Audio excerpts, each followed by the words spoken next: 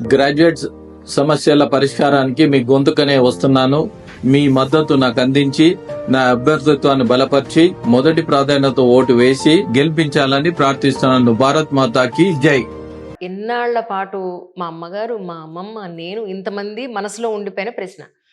నేను ఎంతో మంది ఇళ్ళని చూస్తాను, చక్కగా నీట్గా పెట్టుకుంటారు వాళ్ళు. అంటారు చాలా నీట్గా పిల్లల్ని అన్నింటినీ చాలా నీట్గా చూసుకుంటారు. వాళ్ళ దగ్గర డబ్బులు ఉండవు. ఎవరైతే ఇంటిని నిజంగా అసలు కనీసం గుమ్మంలో ముగ్గు పెట్టరో, లేదు ముగ్గు సంగతి వదిలేయండి, కబోర్డ్స్ ఎలా పెడితే ఎలా పెడతారు, కిచెన్ ఎలా పెడితే ఎలా ఉంచుతారు, వాళ్ళ ఇంట్లో చూస్తేనేమో శుభ్రంగా డబ్బులు ఉంటాయి. మా అమ్మ అంటూ ఉండేది, మొత్తం క్లీన్ చేసేకి లక్ష్మీదేవి వెళ్ళిపోతుంది అంటూ. సో ఇదేమిటి అసలు, చక్కగా లక్ష్మీదేవి ఉండాలంటే నీట్గా ఉండాలంటారు, బట్ నీట్గా ఉన్న ఇళ్లలో చాలా మంది ఇళ్లలో డబ్బు లేని నేను చూసాను. దీన్ని ఎలా చూడాలి నేను? ఉదాహరణకండి, ఐశ్వర్యం అంటే డబ్బు మాత్రమే కాదు, ఇది మనం దృష్టిలో పెట్టుకోవాలి. అష్టైశ్వర్యాలు అంటాం. కోట్ల ఆస్తి మీ దగ్గర ఉంది, మీకు సంతోషం లేదు, ఉపయోగం ఏమిటి చెప్పండి? కరెక్ట్. మనశ్శాంతి లేదు, సంతోషం లేదు.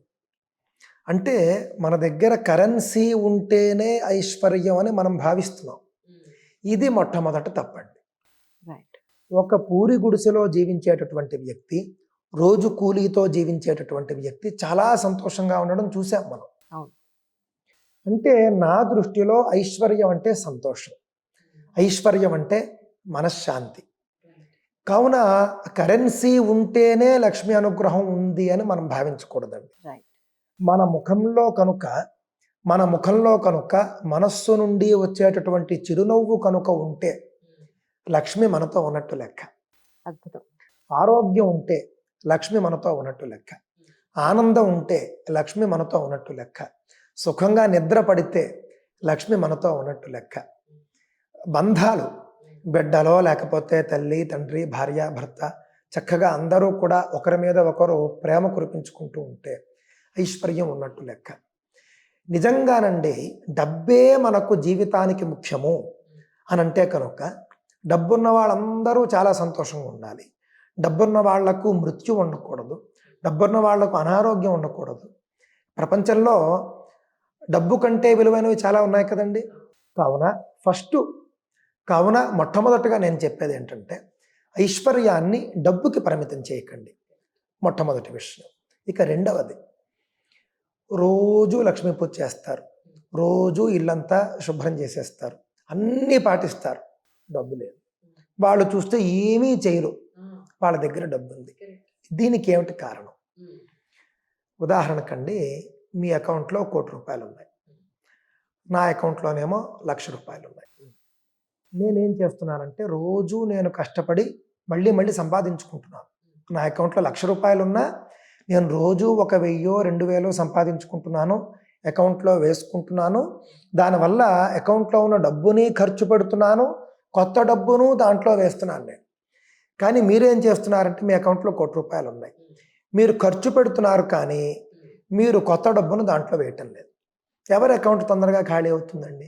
1 కోటి రూపాయలు ఉన్నవాడి అకౌంటే ఖాళీ అవుతుంది. అంటే డబ్బు ఉన్నటువంటి వాళ్ళు ఎవరెవరైతే వాళ్ళు ఏమీ చేయకపోయినా వాళ్ళ వద్ద ఉన్నాయి అని అంటే వాళ్ళు కొంతకాలం వరకు వాళ్ళకు ఉంటుందండి. వాళ్ళు పూర్వజన్మలో వాళ్ళు చేసుకున్నటువంటి కొంత కర్మ ఈ జన్మలో వాళ్ళు ఏమీ చేయకపోయినా కూడా కొంతకాలం వరకు వాళ్లకు డబ్బునిస్తుంది.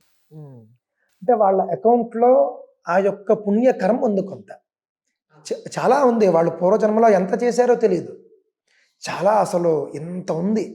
అది ఖర్చు అయ్యేంత వరకు వాళ్ళు ఏ పూజ చేయకపోయినా, ఏ ఆచారమో పాటించకపోయినా వాళ్ళ వద్ద డబ్బు ఉంటుంది. ఎన్నాళ్ళ నుంచో ఎంతమంది మనసులోనో ఉన్నది ఈ రోజు నాకు సమాధానం దొరికింది. అదే ఒకవేళ అండి మనలాంటి వాళ్ళు చాలా మంది ఎంత చేస్తున్నా కూడా రావటం లేదనుకుంటారు. వీళ్ళ అకౌంట్ మైనస్ బ్యాలెన్స్లో ఉంది. వీళ్ళు సంపాదించుకుంటున్న పుణ్యం ఆ మైనస్. ఉదాహరణకండి, బ్యాంక్ అకౌంట్లో మినిమం బ్యాలెన్స్ మెయింటైన్ చేయకపోతే మైనస్ బ్యాలెన్స్లోకి వెళ్తుంది. మైనస్ బ్యాలెన్స్ అలా అవ్వగా మీరు ఒక 1,000 రూపాయలు ఇస్తే మొత్తం ఖాళీ అయిపోతుంది, అంతే కదండి. కావున వీళ్ళంతా కూడా ఆ రకమైనటువంటి వాళ్ళు. పాపం వీళ్ళ అకౌంట్లో పుణ్యం బ్యాలెన్స్ లేదు. వీళ్ళు సంపాదించుకుంటున్నది వీళ్ళ గత జన్మల్లోనో ఈ జన్మలో చిన్నప్పుడో వీళ్ళు చేసినటువంటి పాపకర్మల్ని కడగడానికే అయిపోతుంది. అలాగని చేయడం మానకూడదండి. మీరు అలా చేస్తూ చేస్తూ చేస్తూ చేస్తూ ఉంటే, ఉదాహరణకి ఒక ఇల్లు ఉంది, ఇప్పుడు మీ మీ స్టూడియో ఉందండి, రోజు తుడుస్తారు, రోజు తడిబొడ్డు పెడతారు, ఎంత నీట్గా ఉందో చూడండి. కరెక్ట్. అలా కాకుండా పక్కన ఏదో పని చేస్తున్నటువంటి బంగళాకి వెళ్ళారు అనుకోండి, మొత్తం దుమ్ము ధూళి ఉంటుంది. మీరు ఒక్కసారిగా వెళ్ళి దాన్ని శుభ్రం చేయాలంటే మీకు ఎంత సమయం పడుతుంది చెప్పండి? అవును, ఒకసారి రోజు చేసే ఈ స్టూడియో ఎంతసేపట్లో క్లీన్ చేస్తారు? చాలా రోజులుగా పాడుపడిపోయి ఉన్నటువంటి ఒక బంగళాన్ని క్లీన్ చేయాలంటే ఎంత టైం పడుతుంది చాలా టైం పడుతుంది. కదండి? కావున ఈ విధంగా రోజు పుణ్యం చేసుకునేటటువంటి వాళ్లకు ఫలితం రావడం అనేటటువంటిది ఒకానొక సందర్భం తర్వాత అయినా వస్తుంది. అలా కాకుండా ఉన్నదంతా ఖర్చు పెట్టుకుంటూ వెళ్ళిపోయారు అనుకోండి, అందులో పాడుపడ్డట్టు ఆ ఒక దుమ్ము ధూళి చేరిపోయి ఉంటుంది. ఆ తర్వాత వాళ్ళు శుభ్రం చేసుకోవాలంటే చాలా కష్టపడాలి. అద్భుతం. అవునా? వీళ్లకు డబ్బు వచ్చినా రాకపోయినా వీళ్ళు కర్మ చేసుకుంటూ వెళ్ళిపోవాలి. వీళ్ళు ఇంటిని రోజు శుభ్రం చేసుకుంటూ వెళ్ళిపోవాలి, లేకపోతే పేరుకుపోతుంది, దుమ్ము ధూళి పేరుకుపోతుంది. అప్పుడు ఒక్కసారిగా చేయడం మీ వల్ల కాదు. వాళ్ళంటే కనుక వాళ్ళు ఏమిటి, ఇప్పుడు బాగానే ఉంది కదా అని ఎంజాయ్ చేస్తూ ఉంటారు. ఒక్కసారి వాళ్లకు ఆ కర్మ క్షేమైపోయి అకౌంట్ ఖాళీ అయిపోయిందంటే ఇంక ఎవ్వరూ వాళ్ళని లేపలేరండి. ఇది కేవలం కర్మ సిద్ధాంతాన్ని దృష్టిలో పెట్టుకుంటే మనకు అర్థమవుతుంది. ధన్యోస్మి. చాలా అద్భుతంగా జరిగింది ఎపిసోడ్ మాత్రం.